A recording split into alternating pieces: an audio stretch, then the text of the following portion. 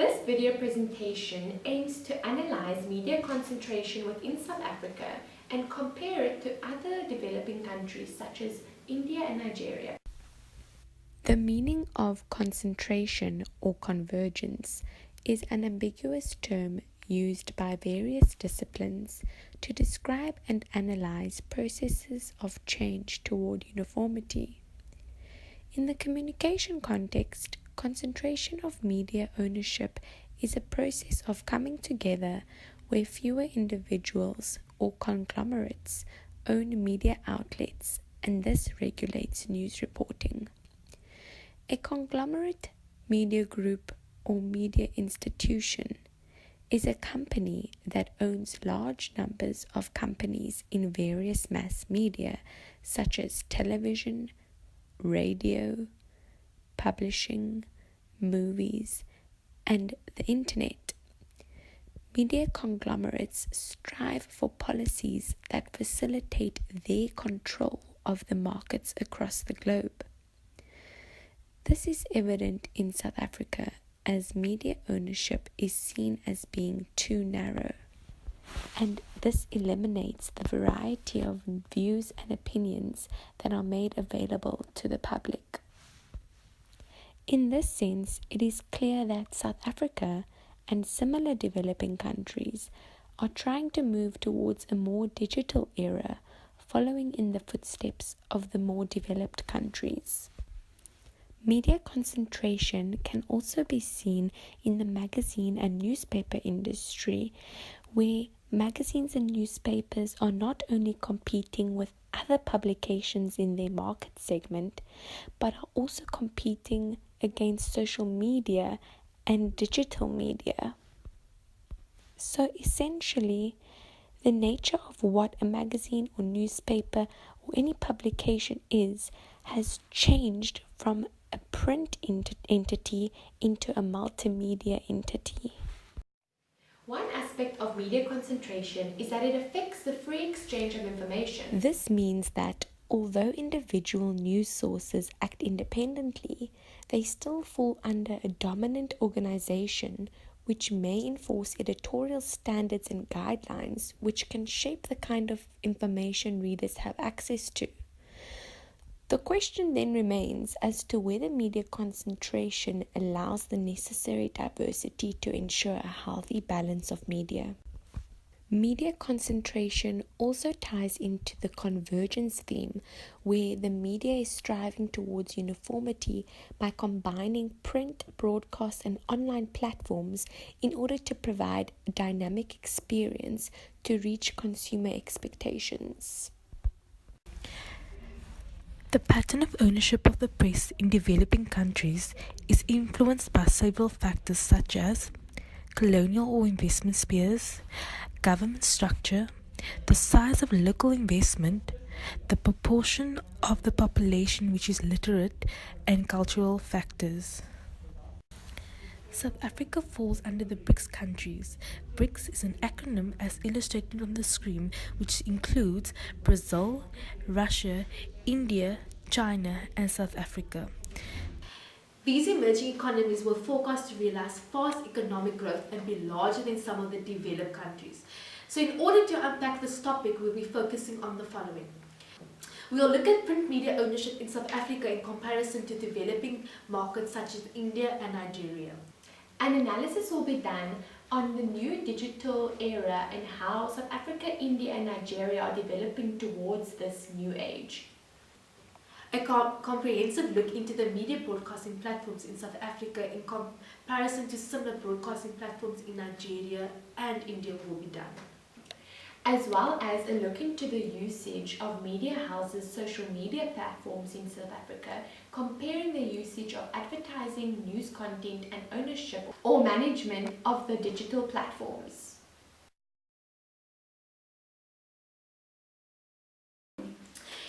In terms of the developing world, the media plays a very important part in the community. It highlights various issues that are affecting the community. It also looks at disasters that are happening within the community and conflicts that require urgent action by the national governments or the international community. So in this section, we'll be looking at the content, and this obviously relates to the agenda setting theory. We'll briefly touch on the theory as so. The media plays a very important role in the community. It highlights vital issues that the community might experience, and it also looks at natural disasters that are happening in the community wherein the media operates, and then it also looks at conflicts and that requires urgent action from the government or the international community. Concentration in media ownership reduces healthy market competition that results in increased price of information. So if there are very few dominant players ruling the media market, the audience get a lesser choice of content. So India has one of the largest and most rapidly growing entertainment and media industry in the world. So both South Africa and India content is constantly changing. So more often we would see that India and South Africa's media houses will report on human interest stories that are focused on the local community, also in investigations, and they often use local languages. For example, if you look at the newspaper Die Son, they normally make use of very rough, strict Afrikaans language, so it relates back to the readers that are actually reading and engaging with the content that they will be producing. So touching back on the newspapers, local newspapers like the Son and the Daily Sun, they normally focus on stories that are big on superstition and violent crime and local interests. So in South Africa, the traditional newspaper market is relatively static.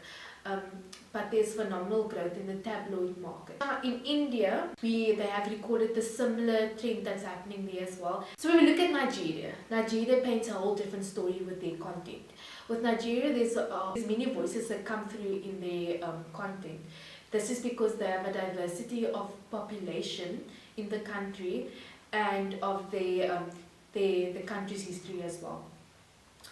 The nation remains unsettled, and the constitution also is not enforced in all regions equally. This has led to many confusion and frustration, and this has led to violence. So there has been a wide report on deaths from Islamic fundamentalists. This normally happens in the northern states of Nigeria. So most often, the media platforms do distribute the content that they do come up with is normally in English. So English is like a dominant language in the country.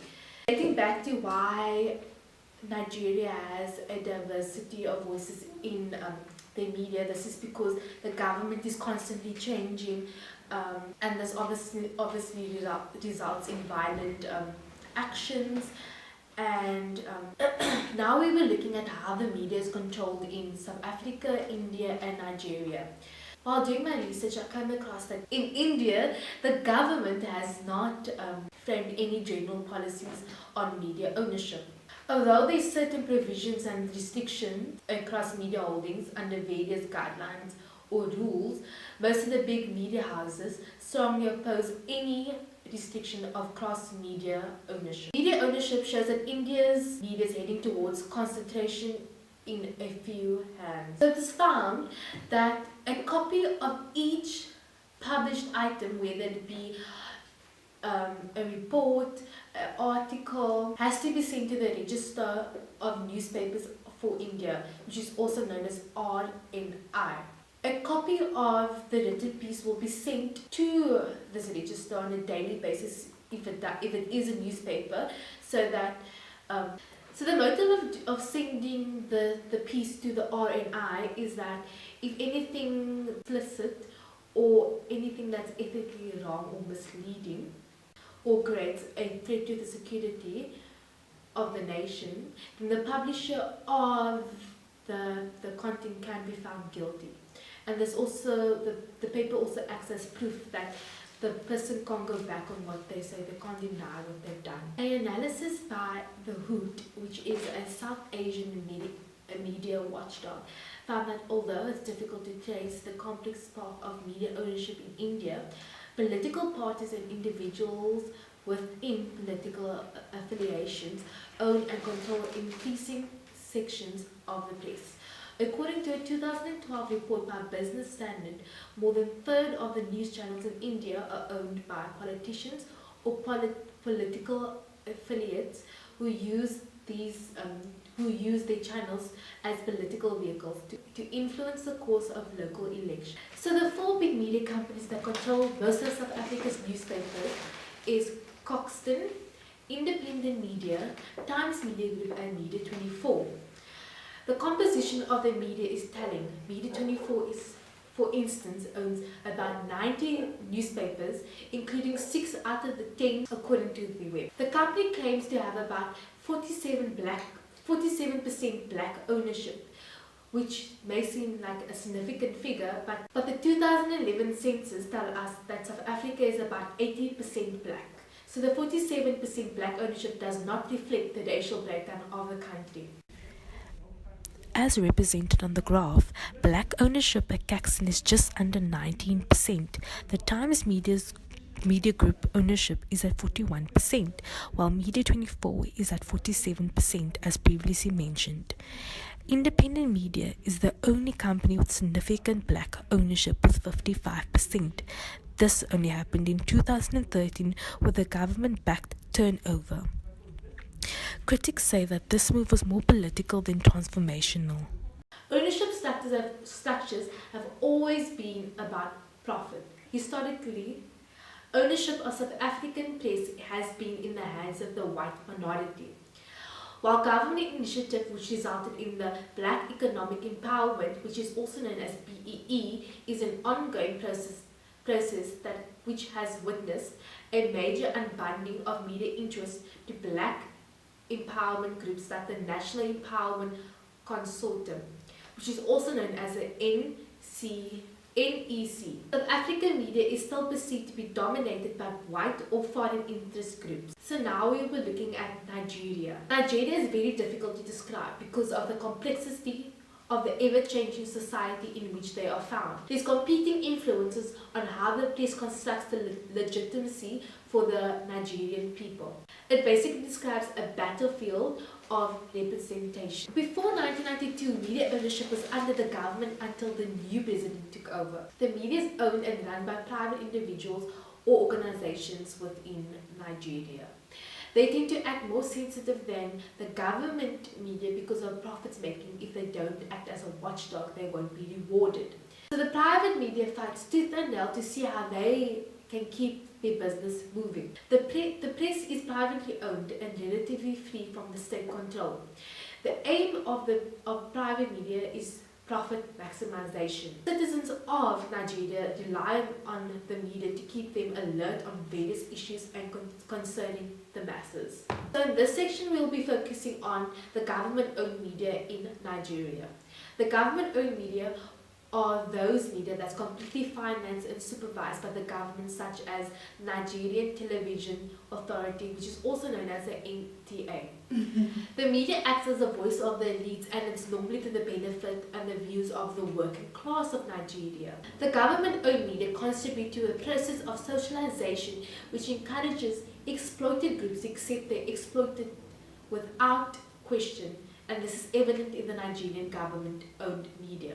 So we will be looking at the foreign investment topic. Before we dive into this topic, we'll be first looking at the history of South African press. The history of the South African press can be narrated through the evolution of 3 district press groupings. So these groupings were the English press, and the Afrikaans press, and the black press. So the English press was linked to the mining industry. So mining tycoons would obviously, the mining tycoons established newspapers which added their influence and boosted the growth of their business empire. The English press had ties with Britain, so Britain had an influence on the English press. The African press originated as a reaction to the English press, championing the cause of the Afrikaner nationalism and resisting to the British liberal views. The press was also seen as a cultural and political weapon for the promotion of the Afrikaans language and political independence. In recent years, India, with near double-digit annual growth and fast-growing middle class, there's been a renewed surge in investments into the country by multifunctional companies. At present, India is probably one of the most liberal investment regimes amongst the emerging economies, with conductive foreign direct investment environment, which is also known as FDI. The media and entertainment industry has significantly benefited from the liberal regime, and most sectors of the media entertainment industry today allows for foreign investment. The government has recently liberalized the FDI caps in key sectors, and entry restrictions to foreign companies have been relaxed for most segments of the media and entertainment industry. Foreign investments are permitted in an Indian company either after obtaining approval from the Indian Foreign Investment Promotion Board or freely. As a thumb of rule, unless sectorial restrictions or caps have been provided under the Indian foreign exchange regulations, 100% foreign investment may be made by an Indian entity under the automatic routine. However, even under the automatic routine, by the foreign investor is required to fulfill certain procedural compliances, such as the valuation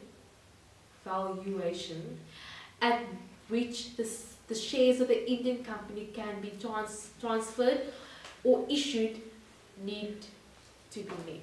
In conclusion, the far biggest challenge to the traditional media market is the internet. In South Africa, there are over 336 million cell phones in circulation, while only 3.85 million people have access to internet. Nigeria seems to be a state in transition.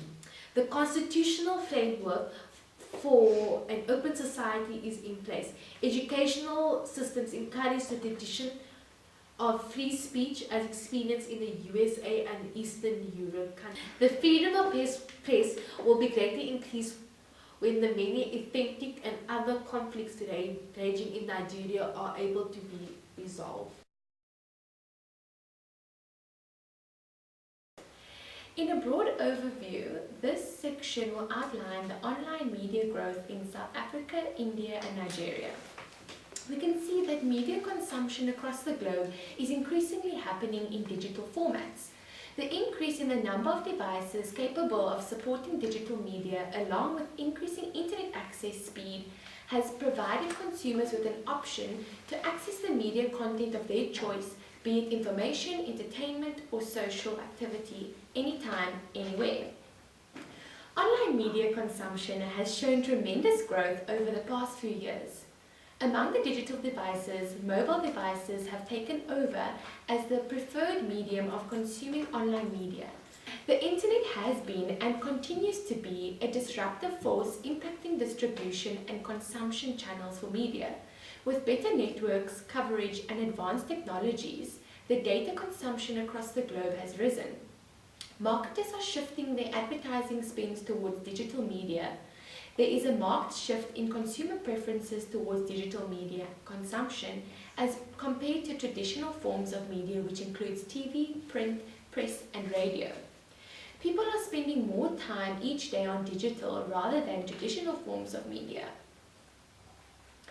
In the South African contents, we see that media ownership is amongst the most concentrated in the world. During a National Media Transformation Summit titled South African Media, It's Time for Change, it was mentioned that the South African media is highly monopolized.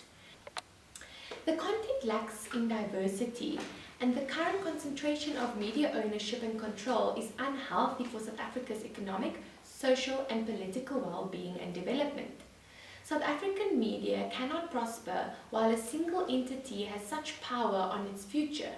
nor can its content production sector, its electronic and traditional media distribution networks, which are all essential components of democracy supporting the media environment. This is why South African citizens are increasingly moving towards digital media.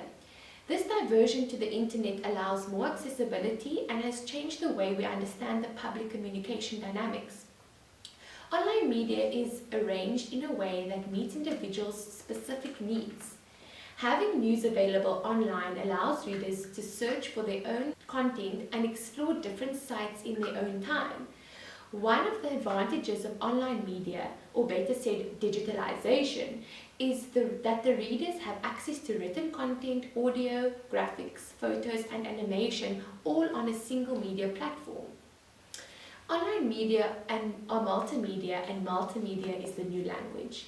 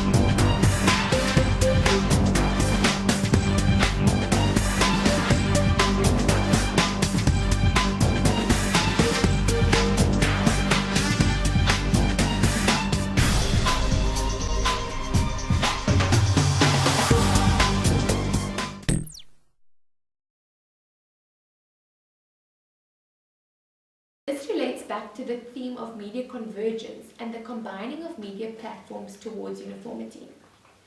One way in which South Africa and other developing countries are alike is the case where governments are ramping up efforts to give internet access to every citizen. The government know that the way in which young people interact, engage and learn is changing, and that they understand the importance of connectivity in creating opportunity and opening a world of knowledge for people of all ages.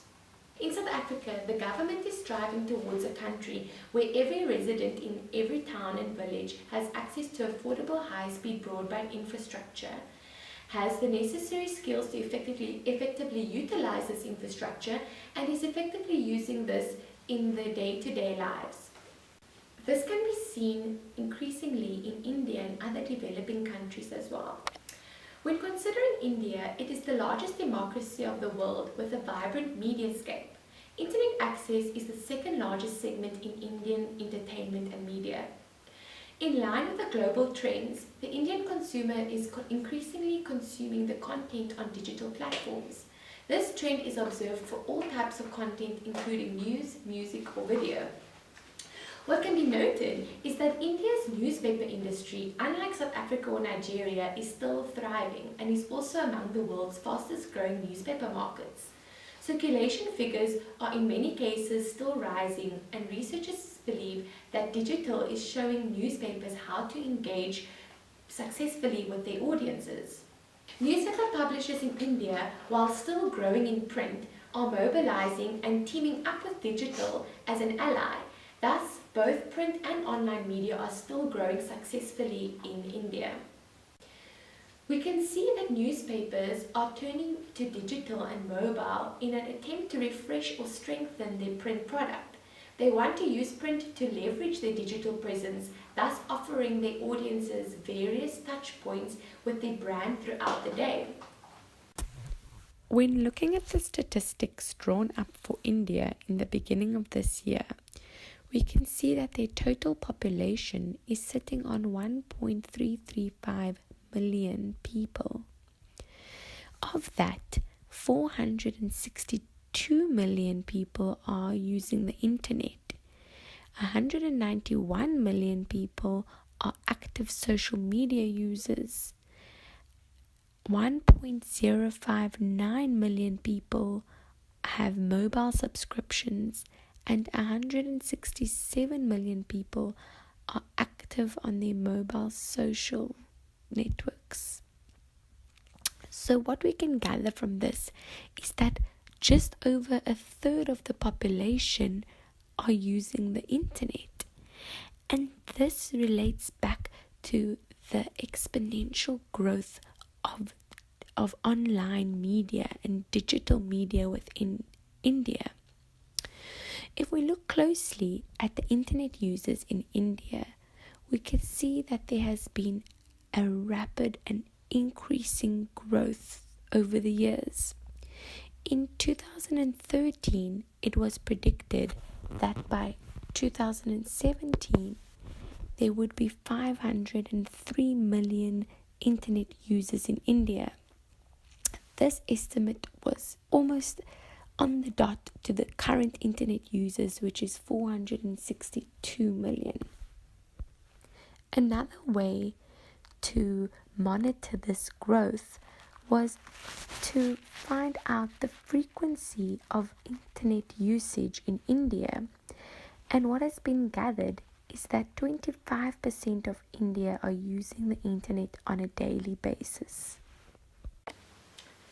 When considering Nigeria, the mass media has a long and proud history of freedom, much like South Africa, deriving from an activist tradition since colonial times.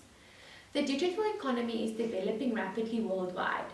It is the single most important driver of innovation, competitiveness, and growth, and it holds huge potential for Nigerian entrepreneurs and enterprises.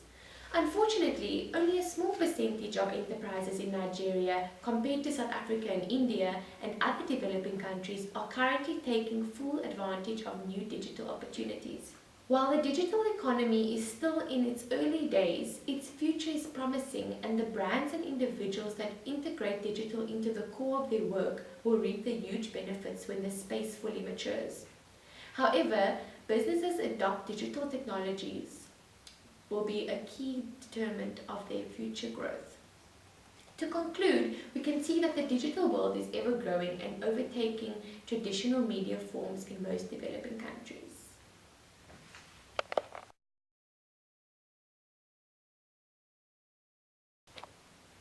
Okay, so now let's turn our heads to broadcasting. Underneath this heading, we will be discussing a brief history of South Africa's broadcast. We will also look at ownership, who owns the media in South Africa, and lastly we will also be comparing the ownership in relation to the content that is being produced. A good thing to also take a look at will be our media policies and to see how they help or assist in protecting the certain laws and freedom of speech of South Africa. Broadcasting. The first word that should come to mind is diversity. Why? Because diversity brings on competition. It also brings on the competitive edge of investigation journalism. And lastly, diversity means that the public can think and read on a certain level that is needed for all of us. This is always good in a young democracy like South Africa and other developing countries. Overall in South Africa, we have a very diverse media. With a look, if you take a closer look at the privatization and commercialization of broadcasting and how it has moved from state ownership to private. Let's move over to the content part of our discussion. Now, when we speak about content, will actually mean looking at the content that has been produced or rather broadcasted to the audience, and if the people that are owning the media actually has a play on that. Now, we know that SABC plays a very big role with regards to radio stations. We all know that SABC makes a point of it to broadcast in all 11 official languages of South Africa. They also make the extra effort of having a cultural service for Indian culture. This is predominantly over community radio stations, and then they also have a regional community radio station which is broadcasted in isiXhosa and English. Furthermore, they also cater to the languages spoken in the Northern Cape of the Khoisan people. Now when we move over to television, let's take a look at this graph. Now when you look at the graph on the screen, this graph refers to the audience size of television in South Africa. Now looking at the graph, SABC1 holds 22.2 million of the total audience size, while SABC2 holds 18.9 million. Furthermore, ETV takes 18.1 million and SABC3 takes the lowest of them all with 14.9 million of the total audience size. DSTV only takes 4.8 million and Mnet is lower, rocking with 2 million of the total audience size of television viewers. Now this relates to every single person in South Africa who owns a television, and now it showcases us how many South Africans watch which channel, so the preference of channels they watch, and this relates back to the content being seeded to them and how relatable it is to the individuals watching the programs.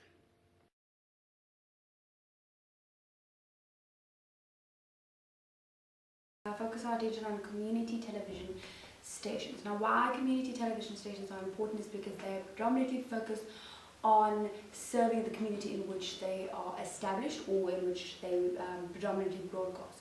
So this means sharing the views, the beliefs, religions, spiritual, political views and all of that of the community itself. And most community members feel a kinship with the radio stations. That is why they're becoming so popular within South Africa. There are codes of conduct or codes that govern how broadcasting content is broadcasted to the rest of South Africa, and we all know this as the Broadcasting Complaints Commission. So they actually do work.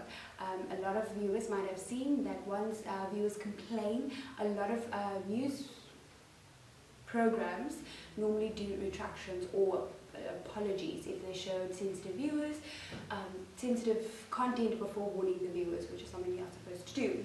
These into media policies. Now, one thing that we should know is that within South Africa there's a very low amount of foreign ownership within the country, with only 6.2% of television stations that are actually owned by foreign investors. It's not something that's frowned upon, but there are regulations in place to provide foreigners from owning more shares in both public, commercial, as well as private radio and television stations. In regards to the first question we asked once I introduced the topic was, does media ownership play a big role on media content? The answer to this in South Africa is no. We have strict regulations, and this is also found in the King 2 and 3 report, where corporate governance is a matter of utmost importance. It states that the shareholders in equity who control a media outlet does not have the authority to control what is actually broadcasted by the respective platforms. So this role is normally given to the editor or the editorial staff. So they decide what is relevant, and they decide what we as South Africans get to think and care about. Now that we've set the foundation of South Africa, we will be doing a slight comparison between the two additional countries, which is Nigeria and India, to see how their media ownership, the content, as well as certain media policies play a role in regards to what South Africa already has established. Now, first we'll focus on Nigeria. Nigeria's ownership predominantly consists out of two types. It's either government owned or it is privately owned by a select group of people. First of all, when doing research about Nigeria, it was quite a strugglesome task to find good, solid information about it, which just also speaks to the fact that a lot of censorship is a part of Nigeria. So the owners have a lot of control of what is actually being said. Now in Nigeria, when we first spoke about ownership in South Africa, we mentioned that there are certain rules and regulations in place where it prohibits an individual or even government to own more than one media platform. So you can't own print, broadcast, digital and all of that. In Nigeria, this is not a rule, so you would find that a certain amount of individuals would own a huge stake of the media broadcasting as a whole. So they would predominantly own radio stations as well as television programs, and this means that the content being produced is relatively the same. There's not a lot of diversity, which, as you know, it is the key to having a democracy. So a key point to also know is that Nigeria has had three types of governments. There was colonial, civil and military. All three of these governments have played a really big role in media policies and media content. Because the government majority owns the content, the productions in Nigeria, the conglomerates usually decide what is being said to the people. A consensus between everyone that works within a media house is that you need to protect the beneficiary of the media house, so the people that own it. So really you find that stories are being broadcasted that are controversial to the people that own the actual media houses, which is not the case within South Africa. Also looking at content, the government places strict regulations on journalists who feel the need to broadcast content which is not approved, which pre-approved. There's also a lot of sanctions that are put in place which allows governments to either arrest, threaten, or take away their license to be actually a journalist, because this is how they keep them in check and ensure that all the people that own have a majority of say. Accessibility is also a very big concept that came to light when researching Nigeria broadcasting platforms.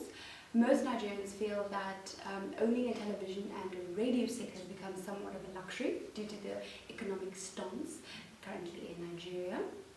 Even if it is that they do have the means to have radio or television, really is it that they understand the content? It is either due to the fact that the majority of content produced or broadcasted is in English and not in the official Nigerian languages, which really puts on a constraint of understanding content because they have that communication barrier. Sum up ownership in regards to content and media policies.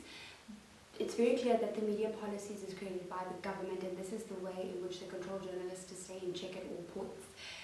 Nigeria doesn't have very diverse production content that is being broadcasted, as well as they don't have very diverse ownership of broadcasting platforms. Lastly, we're going to compare India to South Africa and also take into consideration certain points brought across from Nigeria. India ownership in India regarding broadcasting platforms.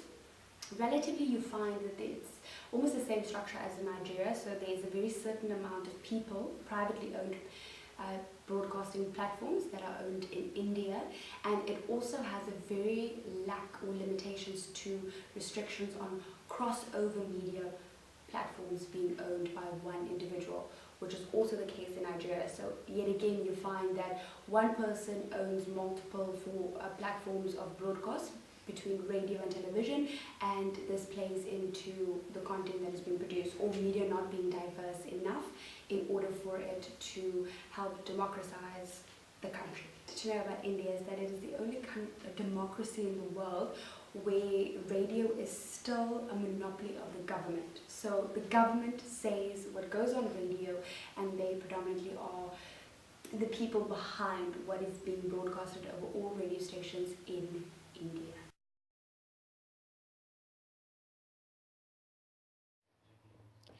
As talk in India turns to media plurality and regulations, attempt is turning to mercury ownership structures and monopolistic practices. But some see the government's move as attempts to muzzle the press. India's largest media houses, including Sun TV, Media, Star India, and the Essel Group, own multiple media platforms. This is seen in the images shown above.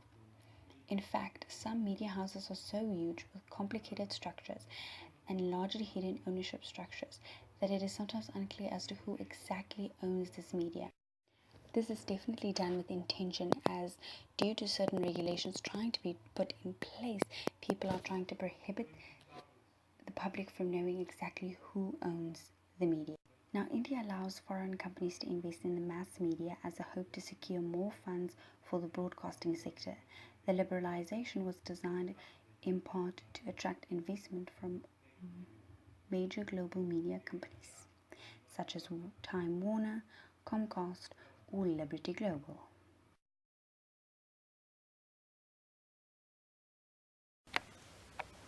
So today's section will cover how social media influences the media today, the use and ethical practice of social media platforms, and comparing the social media news platforms. So, what is social media? Well, according to the Oxford English Dictionary, social media refers to the websites and applications that enable users to create and share content or to participate in social networking. For South African media houses, social media is becoming an important element in building the news organization's brand. Social media platforms such as Facebook, Twitter, and Instagram have turned everyone into a reporter. Citizens are taking to social media sites to report, inform, debate, and discuss, which is why social media affects the activities of media today. Journalists are adapting to the new media, and media houses are diversifying their print media platforms and entering into the property of cyberspace, more specifically social media. Another key point of social media is how it's challenged media houses to deliver news in real time, which would be able to reach a higher audience. This is an example of new media paradigms. So, what is the degree in which social media influences the media today? Journalists are tasked to incorporate social media, especially Twitter, into their daily work. This new direction, the growth of which began a few years ago, entailed moving towards digital offerings such as online news, taking preference over traditional news mediums, such as print newspapers, while ensuring that social media was given a prominent place. Together, these constituted newsroom transitions and disruptions, changing the way journalists work. In South Africa, the steady increase in broadband access will accelerate the digital trend, allowing more people on different platforms. It has also changed how people receive news via social media and faster than traditional media. When considering India, with the vast establishing of the internet, one can understand that this is just the beginning of the way democracy, public participation, and the media structure could be designed and altered in the future. Various studies based on citizen journalism models across the globe, like Sahara Reporters from Nigeria and Mobile Reporting Citizen Media Initiatives at the grassroots level, suggest that instead of being reliant on expensive equipment like computers and laptops, news reporting in many developing countries now thrive on mobile social media. When looking at the use of social media in Nigeria, social media should have been an effective tool to democratize the media and bridge the gap between the government and its citizens. However, bureaucracy, corruption, and decreasing funding have crippled the effectiveness of social media. As traditional media falls under the harsh pressures of falling revenues and decreasing readership numbers, social media grows from strength to strength as mobile penetration numbers soar and data costs fall. The use of ethical and practice of social media platforms. South Africa's Business Day Lives policy states that you should think before you share, as there is no undo button on social media. The policy further says that all journalists should consider how it will reflect on Business Day's editorial values and on the journalist. If you wouldn't write it in the newspaper, don't write it on social media. However, there are some bad points to social media. Social media is not without its flaws, especially with the rise of what is now labeled as fake news. This highlights the disadvantages of a decentralized media platform with little to no content oversight. Users are easily manipulated by propaganda and unverified rumors that can have far-reaching consequences when consumed altogether. Where public broadcasters and traditional media have a responsibility to ensure that information they disseminate is verified and accurate, social media generally imposes no such responsibility on content creators. As traditional media gradually migrates key operations to social media platforms, it is important that public broadcasters and private institutions carry over astute reporting that ensures that the strengths of both new and old can form a formidable whole that upholds our irrefutable right to free speech and drive constructive platform participation in governing and government. Many governments across the world, as well as many government agencies in India, are using various social media platforms to reach out to citizens, businesses and experts to seek inputs into policy making, get feedback on service delivery, create community-based programs, etc. So to sum up the seminar, a thriving civil society and democracy has always been dependent on free, strong, and critical news media. News media enables us to know, to understand, to imagine, and to organize to make the world better. Without the media, citizens are less informed and less able to offer alternatives. News media are the four key to holding the powerful to account, to forming political communities, and to enable positive social change. Traditional media business models are in crisis. The advertising revenues that once financed media houses are declining. South Africa, Nigeria, and India have been affected and seen a decline in local and national newspapers. One may think that with the rise of the internet, there would be more availability of diverse news, but this is not the case. The internet has definitely made it much easier for online news platforms and many bloggers to convey their views and ideas, but despite the proliferation of online platforms, more of the news we receive is recycled journalism, the same content that gets repackaged for different news platforms. The underlying reason behind this is due to the fact that concentration of media ownership has narrowed the resources from which original news arrive. The quality and diversity of news is critical in helping people make informed choices and empowering them to influence public authorities and local decision makers. The introduction of an independent regulator with constitutionally guaranteed independence was a significant step forward for the industry. The deregulation of television and radio broadcasting and the introduction of community broadcasting have meant that the airways are relatively open. Overall, there has been a diversification of media, the commercialization and privatization of broadcasting, and the move from state broadcasting towards public broadcasting. Print media is by far the largest media subsector in South Africa in terms of number of titles and ownership, and yet it is the most unregulated. Four large media companies dominate the print media industry. These four companies are also known as the majority of printers and distributing companies.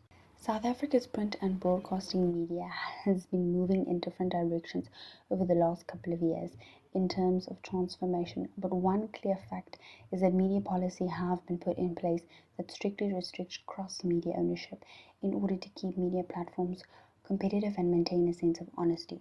Cross-media ownership is one aspect that is still flourishing in India and Nigeria, which is dangerous as it takes away the diversity in content released as only a handful of players own the media.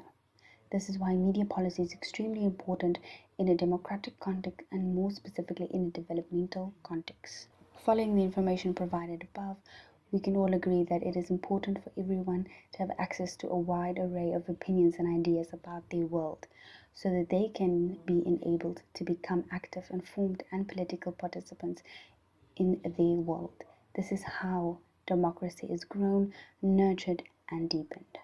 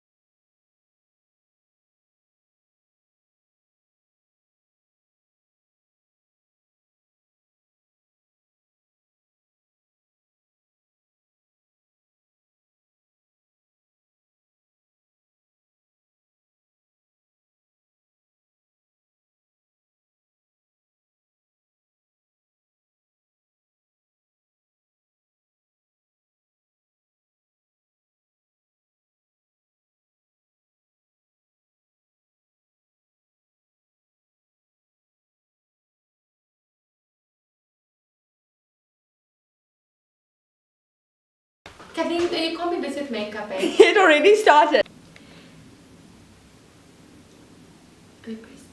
Yeah, so South Africa falls under the BRICS country mainly, which involves Brazil, Russia. Biggest emerging economies were forecast to realize the economic growth and these We're looking at the Indian country. How do I say this? In the worth, no.